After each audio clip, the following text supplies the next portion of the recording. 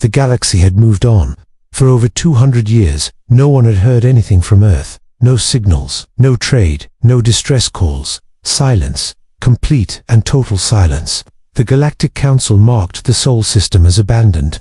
Earth was labeled a failed world, and slowly, the memory of humanity faded away from most records. They were once known for their wild ideas, their dangerous experiments, and their stubborn pride. But now, they were just a forgotten name on a forgotten map, until something strange happened. A small cargo probe, operated by an automated merchant guild, passed near the outer edge of what used to be human space. It wasn't supposed to go there. That area had been marked as restricted and unimportant. But the probe's course shifted slightly after a solar flare threw it off track. As it drifted near the edge of the Sol system, it caught something, a signal, faint, buried deep in static. But it was there. The signal wasn't a distress call, it wasn't a communication. It was a hum, a low, steady pulse, rhythmic, purposeful, and it wasn't natural. The Merchant Guild didn't know what to make of it, so they forwarded the signal to the Galactic Council. Most ignored it. A few called it a glitch,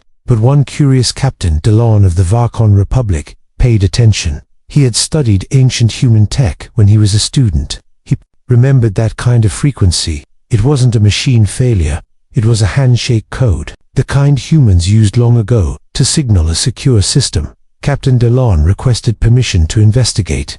The Council didn't see the need, but they approved it anyway. Let the Varkan waste their time, some said. Earth is dust.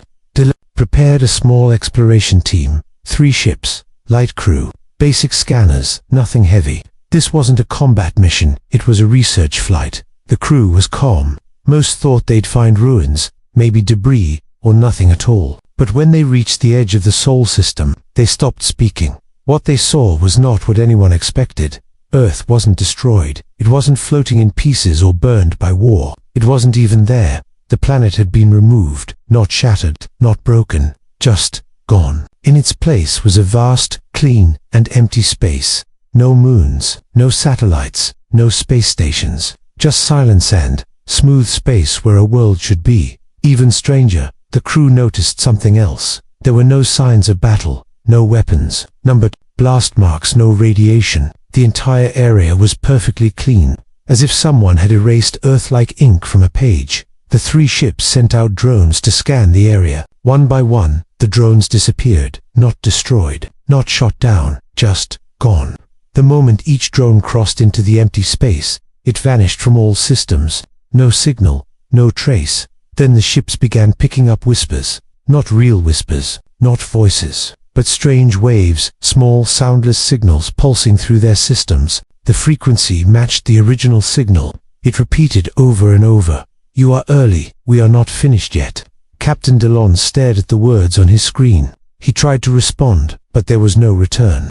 The pulse continued, calm, steady, deliberate. They decided to pull back. But as they turned, one of the ships lost power for 3 seconds. Everything went dark. Then it came back, but the ship's logs were empty. 3 minutes of memory, gone without a trace. Delon ordered full retreat. They returned to Council space with all data sealed. Only High Command was allowed to view it. When they shared the findings, many refused to believe them. Some trick, they said, a natural anomaly, nothing more. But behind closed doors, the Council was shaken, because hidden in the final frames of Delon's footage, something had appeared, just for a second, a symbol, floating in the dark, faint, but familiar. The blue and green outline of a planet, surrounded by 12 stars, Earth's old flag. Someone had placed it there, right where Earth used to be, as if to say, we were here, we still are, you just weren't looking. And then, the signal stopped, but deep in the systems of the Varkon ship, hidden behind walls of corrupted code, a message slowly began to appear. It wasn't in any known alien language. It was English. Just 5 words. We are not truly gone. The Council did not speak of it again in public, but they started watching, quietly, cautiously, because something was coming. And this time, they would not be ready. The signal was gone. But the silence it left behind was louder than ever. Deep inside the central archives of the Galactic Council, A researcher named Zello sat alone in a cold data chamber. She was not a warrior, not a pilot, and not one of the leaders who made loud speeches in the assembly. She was a seeker of truth, and the signal from the Sol system had awakened something in her, a curiosity that wouldn't rest. She kept asking herself the same question: why would Earth go quiet? And why now was it speaking again? Most people had moved on. To them, Earth was a historical footnote. The humans were once loud, unpredictable, and fast learners, but they had also been proud, some said. When the Council denied them access to advanced knowledge and higher council seats, humanity didn't protest. They simply disconnected. Within a decade, all human embassies were closed. Trade links vanished. Even digital communications ceased. Then silence. But silence didn't mean nothing happened. Zello typed in a special override code. Her access level was high, but not high enough to reach certain files. Still, she had learned from humans their cleverness, their love of digging deeper. She used a backdoor method, an old one from the Cygnus War days, and entered the restricted section marked Human Records, level black. Files began to open, and what she found shocked her. There were hundreds of files marked as self. The data within them changed depending on who opened them. That wasn't Council tech, it was Earth tech. Highly advanced, hard to copy. The first file was simple. It showed a human researcher standing before a Council inquiry team. Their minds are too slow, the man said. They won't understand what we're about to do, but when they notice, it'll already be over. Zello blinked. The file glitched and vanished. A new one opened on its own. This one showed star maps, but the positions were different, not wrong, just advanced, as if showing a time when the galaxy would no longer follow its current pattern. The label read, Project Silent Departure Phase to complete. She sat back in her chair, heart racing. Silent departure. She had heard rumors, a theory long ago that the humans hadn't died out or been destroyed. They had left on purpose, but the theory had been laughed at. A bedtime story, her mentors used to say. But now, she wasn't so sure. She opened another file. It was a voice log, corrupted but mostly intact. If the stars bend to our will, the voice said, then time itself will stretch to make room for us. They'll call it impossible. Let them. By the time they notice the shift, we will be beyond their sky. That voice, it didn't sound proud. It sounded calm, confident, and certain. More files began to unlock automatically. She didn't press anything, they just opened, one by one, as if they wanted her to see, like the system was alive, waiting for someone to return. Then the lights in the archive flickered. The temperature dropped. Slightly, the screen went black. She thought something was wrong, but then a new line of text appeared, slow and soft, like handwriting across the screen. You were not supposed to forget us. She stepped away from the console. For a moment, she wondered if this was some kind of test, a simulation, but the fear building in her chest felt very real. She left the archive and tried to report what she saw, but her report was delayed, then blocked. Your clearance has been adjusted. The message read, this content is under review. Under review by who? A day later, she tried to return to the archive. Her pass didn't work. Her access was gone. Even her data logs had been wiped, but she wasn't finished. She had copied one file to a hidden personal driver, recording of an old human meeting. It was dated 227 years ago. In the recording, several humans were standing around a round table. The leader, a woman with grey hair and sharp eyes, spoke clearly. They won't let us rise, so we'll vanish. But when we return, it won't be as petitioners. It will be as reminders. We were the ones who asked. They were the ones who laughed. Then the recording cut out. Zello sat alone that night, watching the stars from her window. She now believed the silence from Earth had not been a retreat. It had been a plan, a choice, a strategy, so patient, so massive, that no one had even noticed it happening. Until now, and deep in her heart, she knew something that the Council didn't yet understand. Humanity was not truly gone. They were simply waiting for the right moment to be remembered. Something strange appeared in Council space, and it changed everything. The message arrived on a quiet moon orbiting the planet Derelon, home to one of the oldest observation stations in the galaxy. It was an ordinary day. No alludes, no signals, no activity in that sector. The station was mostly automated, watched by 2 bored technicians and an aging AI. But then, At exactly 3:12 station time, an unknown transmission was received. No origin, no sender ID, just a signal, simple and short. "We are not gone. We are watching." At first, the technicians thought it was a prank, but when they tried to trace it, their system locked up. Every attempt to analyze or copy the signal failed. The data wasn't corrupted, was protected. Nothing like that had been seen in over 2 centuries. But one thing was clear: the signal used human code. Within hours, the news spread quietly across intelligence circles.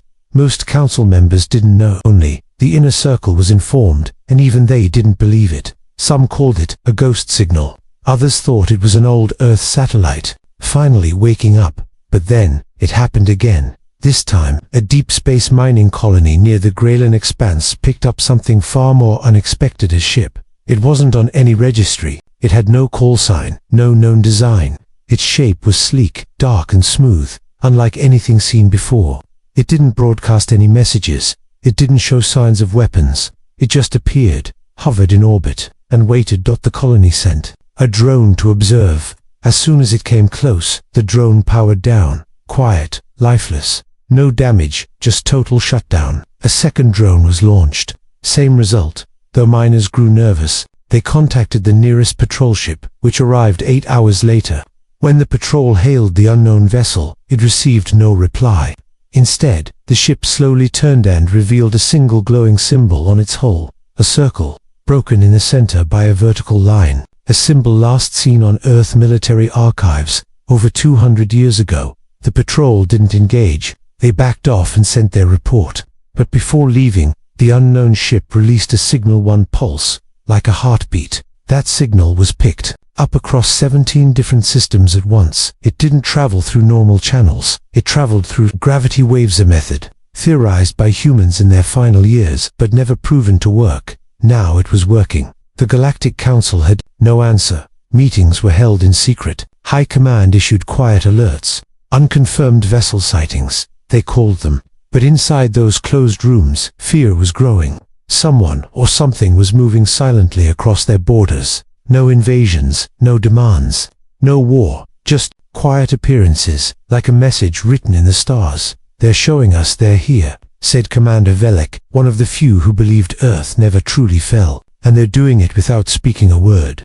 One of the council assistants made a strange observation. Every system where a sighting occurred had one thing in common: they all held ancient ruins. Old, unexplained structures no one had ever been able to study or understand. Most thought those ruins were from lost civilizations, far older than Earth. But now, those same places were being visited again, and wherever the ships appeared, technology stopped working, not destroyed, just disabled. Power grids flickered, navigation systems failed. Time even felt slower inside those regions. Some engineers reported that clocks ran 3 seconds behind when they returned.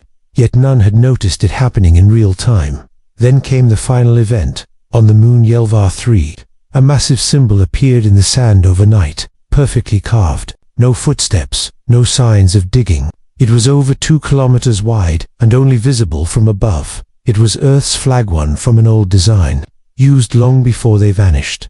The flag contained a single line of text underneath, written in old Earth standard. "We left in silence." But silence was never empty. No ships were seen.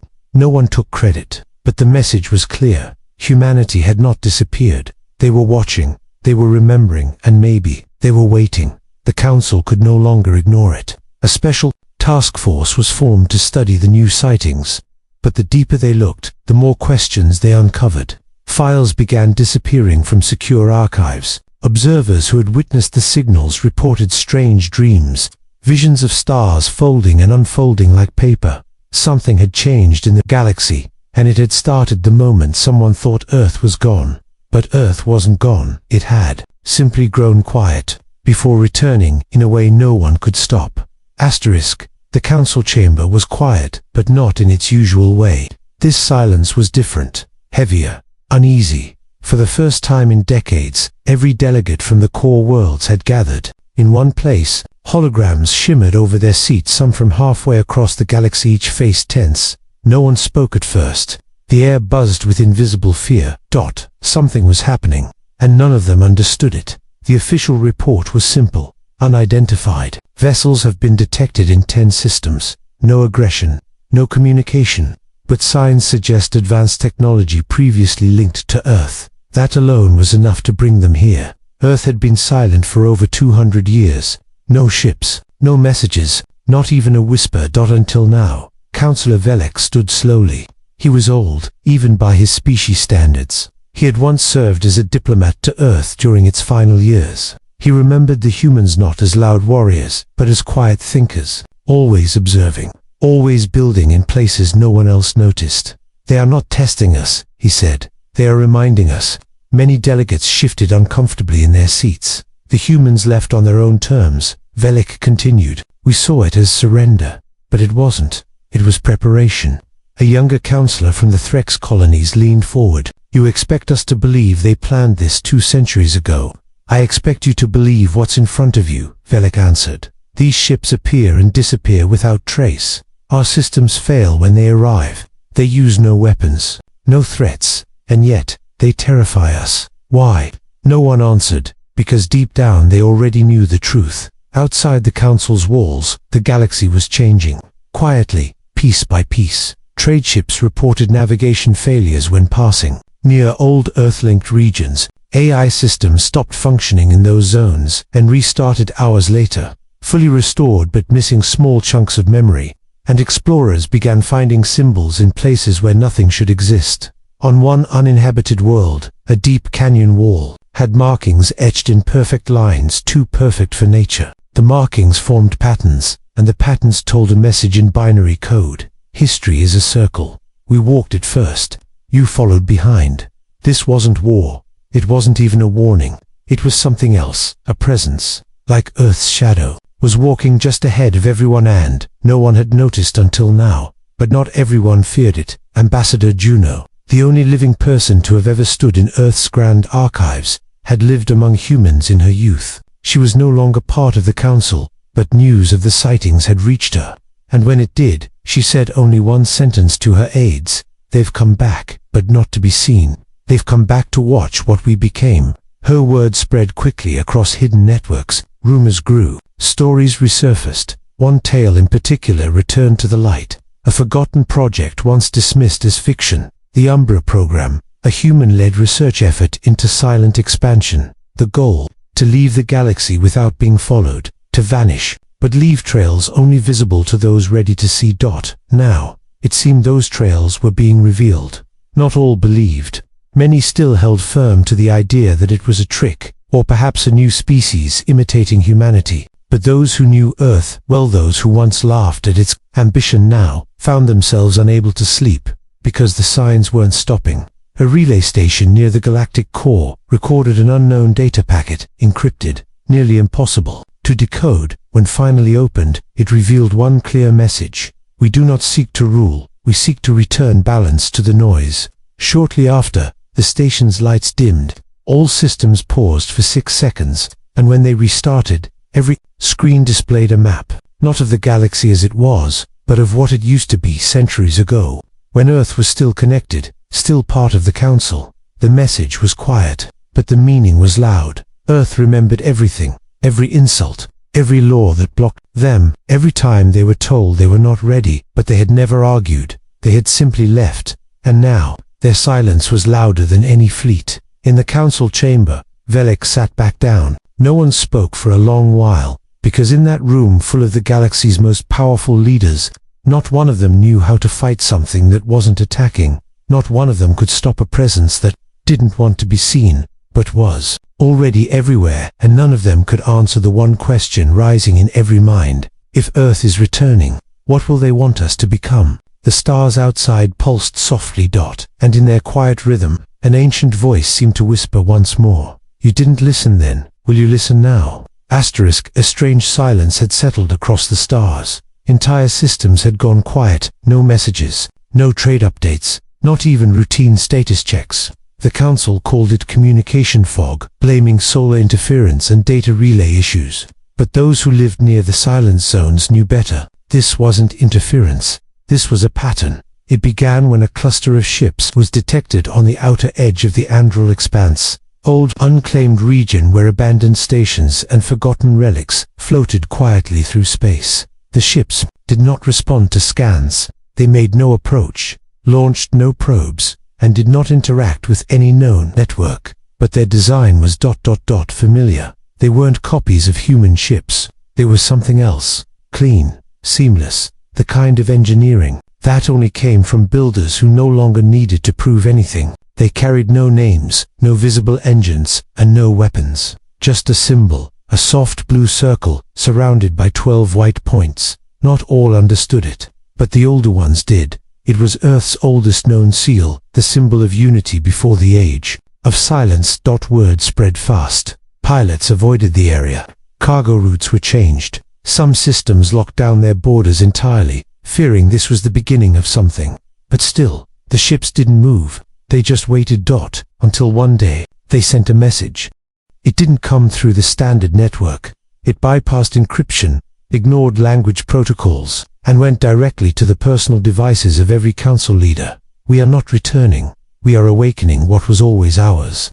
No threats, no demands, just a simple statement. Inside the council chamber, the reaction was split. Some argued it was a provocation. Others said it was meaningless. But one quiet voice stood out. Juno, the former ambassador, had been called back as an advisor. Her words were calm. "They're not coming for war," she said. "They've already passed that. They're not angry. They're not here to fight. They're here to remind us that they never needed us." Councillor Threck scoffed. "Then what do they want?" Juno didn't answer immediately. She just looked at the map glowing on the chamber's wall. The ships had begun to appear across former human-linked sectors, each near locations where old relics remained untouched for centuries. These weren't random. They were markers. "They want us to see what we ignored," she said, "to feel what we dismissed." Outside, strange things began to happen. On the mining world of Yalan 5, a crater that had been studied for decades suddenly pulsed with energy. Not destructive, just alive. An ancient structure, buried deep in the rock, emerged slowly over hours. It had no seams, no panels, just one large surface, and a soft hum that matched the Earth frequency from the first reappearance. Engineers who entered the structure said it wasn't metal, but something softer, something that responded. Two thought. One of them described it as not built, but grown. The moment they touched its surface, every device in a 200-kilometer radius rebooted. A quiet voice played over every screen in the same calm tone. "You measured power. We shaped memory." No one knew what it meant, but the silence after the message felt heavier than before. In another part of the galaxy, a group of explorers chasing the ship sightings found themselves inside a gravity bubble. Time inside the bubble moved slightly slower, only by seconds, but enough to notice. The readings showed a hidden structure orbiting a dead star, locked in a time loop. The loop played a repeating image of Earth, viewed from orbit, as it was 200 years ago, bright, untouched. It was as if humanity had saved their past, and was now showing it to the future. Then came the next sign. The trade network, the galaxy's oldest data system, experienced a complete reset. Not broken, not hacked, just restarted. When it came back online, every node played a short visual clipper, soft wave passing through stars. It ended with 7 words. "The ones you forgot are listening now." The message didn't frighten everyone. Some younger worlds began to ask questions. Who were the humans really? Why did they leave? And what had they built out there beyond the edge of the known stars? A quiet movement began, mostly among explorers and independent systems. They didn't see the returning signals as threats, but invitations, a call to grow, to change, to think differently. But the council wasn't ready. They feared what they didn't control, and so they began preparing containment protocols. Quietly, of course, secretly, just in case. They forgot something very important. Earth didn't need control. They never chased power, they chased understanding. And now, the galaxy was finally beginning to understand them. Slowly, uncomfortably, but clearly. Earth hadn't returned to reclaim anything. They had come to reawaken what the galaxy had chosen to forget. The stars had started to move, but no one knew why. At first, it was just a theory whispered among astronomers. Tiny shifts in distant constellations, too precise to be natural. Gravity waves behaving strangely near ancient systems. lights blinking out not from destruction, but from being covered.